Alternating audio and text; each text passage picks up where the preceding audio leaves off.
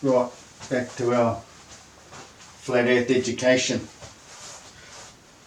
I have to explain this again. This is huge.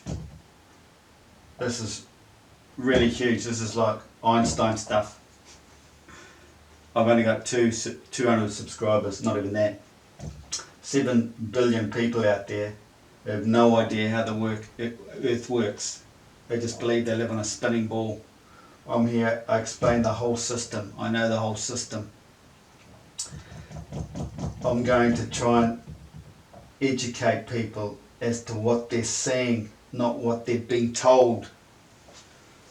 We have 2 night sky rotations, despite what they say. 2 separate night time rotations. A north polaris and a southern rotation with sigma octantis in the center of it. We look to the north, we see Polaris, anti-clockwise. We look to the south, we see sigma octantis clockwise. So you work on this system, and that's correct if you're looking either way on a spinning ball. But on the spinning ball, shouldn't they merge and become one rotation when you look directly above you? Rolling pin? No, they come and they merge, still 2 separate rotations. It's a no-brainer. Get up there and look. 2 rotations meeting at the equator.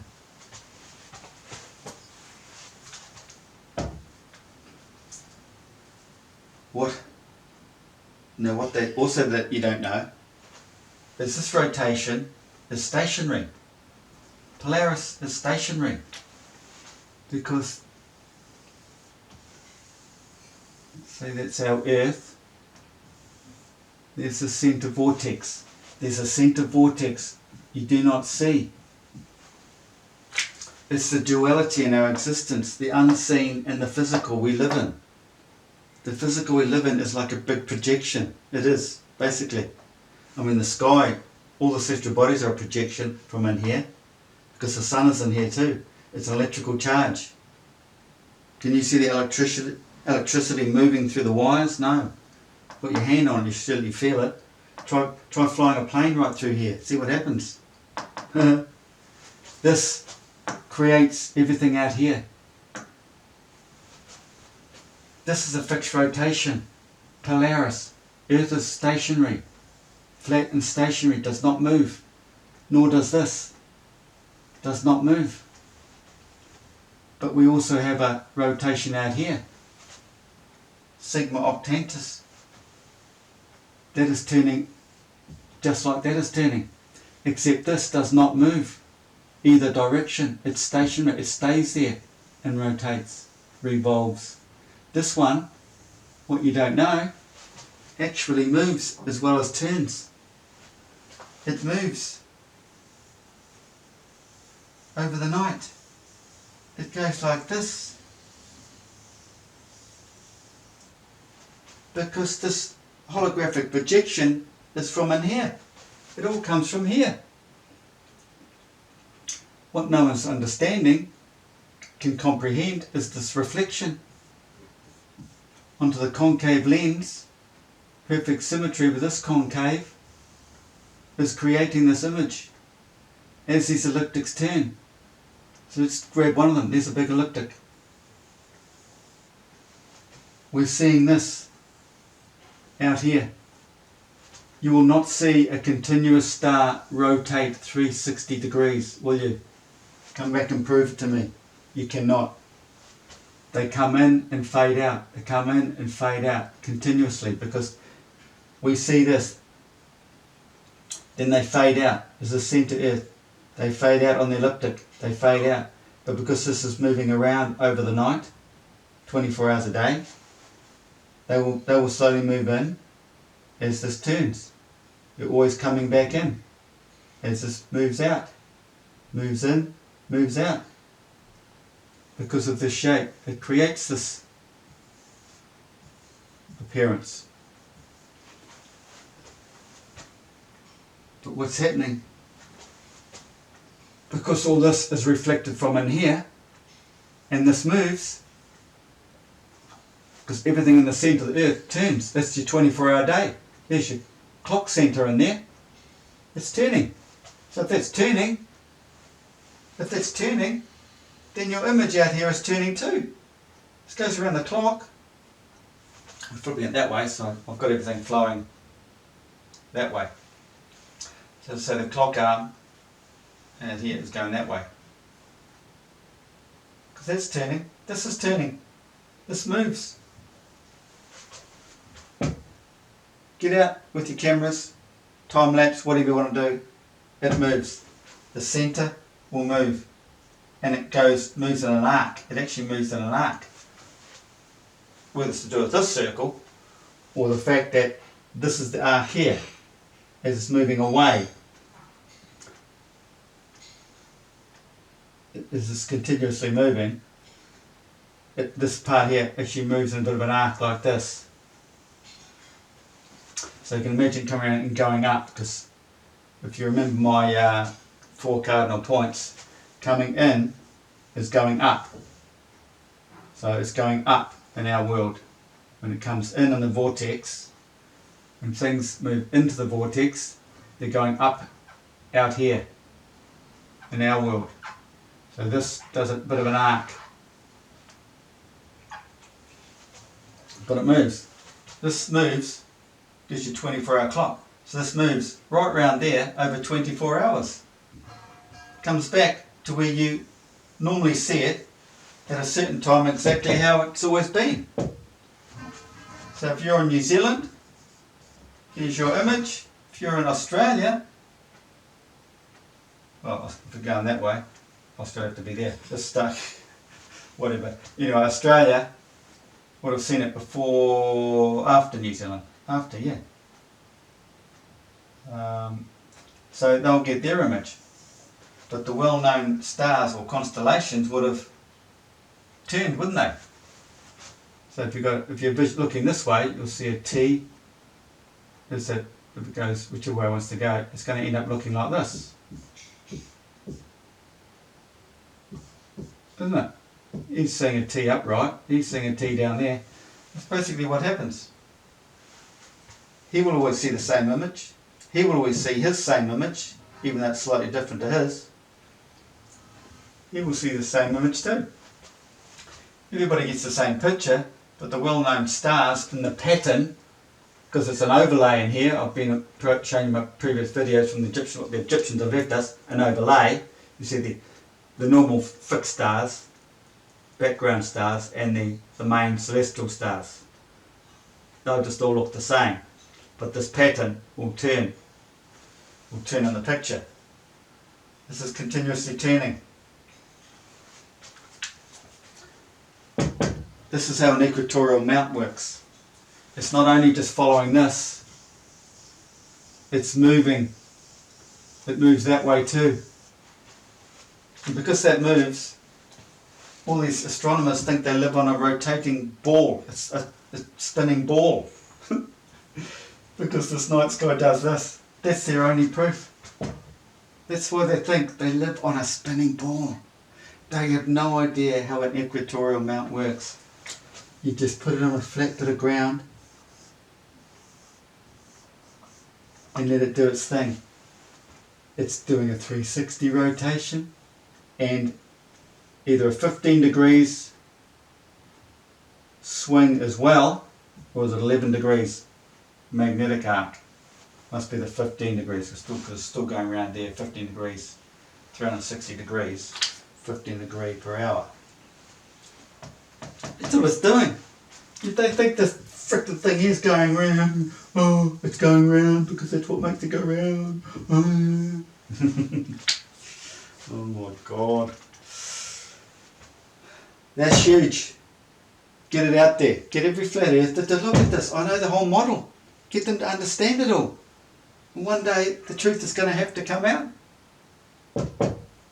This is just one aspect. I've got about, I might have mentioned it before, should be 10 Nobel Prizes and everything I've figured out. Especially these magnetic fields coming to the equator, coming to the tropics, inside the tropics. So I'm calling this positive, proton, negative, negative. It all merges at this point. That's what brings them together. The opposites and the magnetic fields. And these fields merge. Have I drawn that? When these fields come together, they basically come, you know, they come together but flow off together. Around here, they just flow off and keep moving around. That's what drives everything.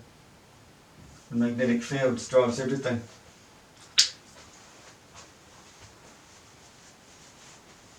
That's that.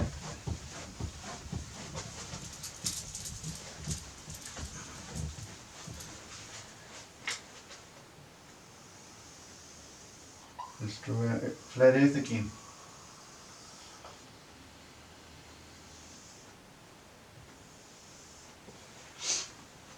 Flat earth, there's north. Now the elliptic, see? These 23.5 degrees elliptics and the voltage across the circuit. The voltage across there, the Milky Way, the sun in here. Okay? The sun is in the Milky Way. That's the voltage across the circuit.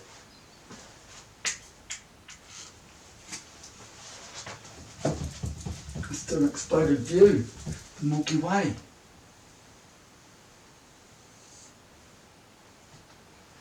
It's all like this.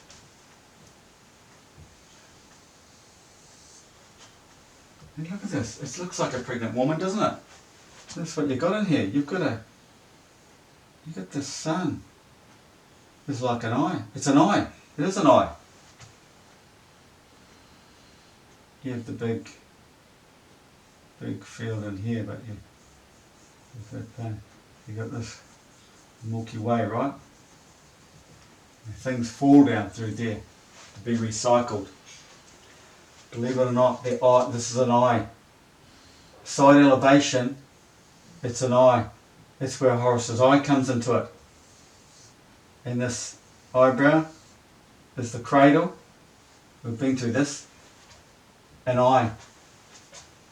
But looking down through here, you get the egg. Because you've got the electrical current. The voltages caused this vortex down the opposite way to the main magnetic field. The main vortex. This is the dragon. Everything gets recycled back through there, through this Milky Way. Here's the egg and there's the sun. The voltage. It's cut across the circuit. Cut across the circuit in here. The voltage where the sun is.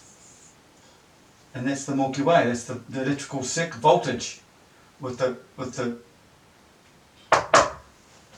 you call it? Center.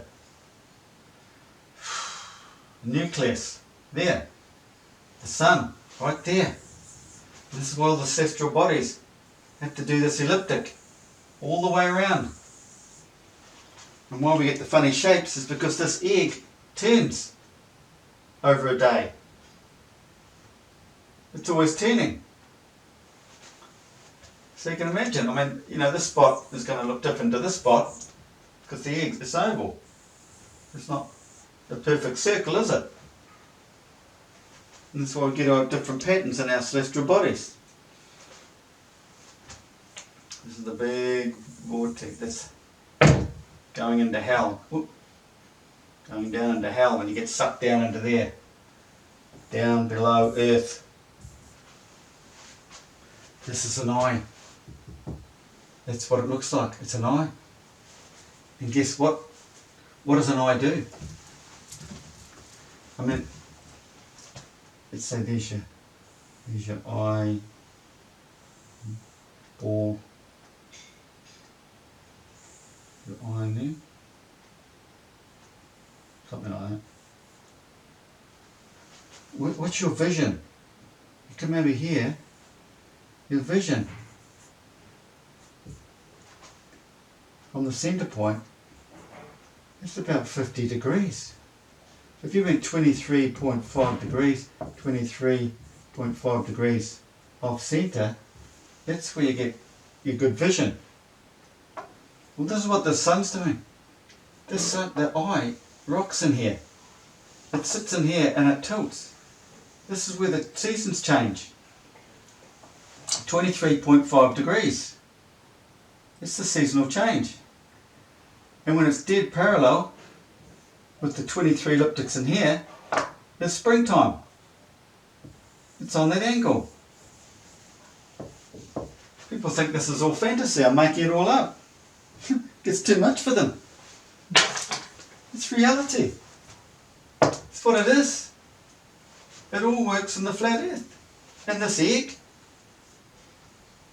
the elliptics, the ellipse, the pattern things do, as the moon, everything comes back to the sun to be re-energized. It's just the same as nature. When you have a baby, the children will go off to play, but they'll always come back to the mother. Young animals will go off to play, then come back for a feed, and off they go again. So what the moon does, it comes back down, it sucks out the energy from the sun, sucks some energy out and goes up like this. Ooh, starts winding back down, back into the sun again. New moon, back towards the sun. That's what it does. All the celestial bodies come back one way or another. This is why you'll see them do their patterns all around, or they'll come back in, around, come back in, out, and then they'll come back in. You know, it's just their time period. They'll always come back into the sun. They can't come into here. They can't come in the back of the moon. They have to come right around here, because this is the spin that moves all the celestial bodies. They can't come in here. They'll fall through there, go down into hell. Sometimes they do, because that's probably how the cycle works over time. Like in spring, in the Hades story. Hades, Persephone, Dimitri, springtime. Gets lost, then comes back up the main vortex, out here. But it'll always get lost down the centre, back out. They don't really want to fall in there, unless that's part of the cycle. So it's all up here, our celestial body, our main ones, the planets, they stay up here. They don't get sucked down there.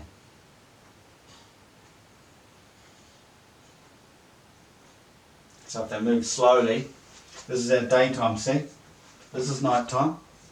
Nighttime's here, the sun's way over this side. So when we lose sight of them, they're way over on the day side.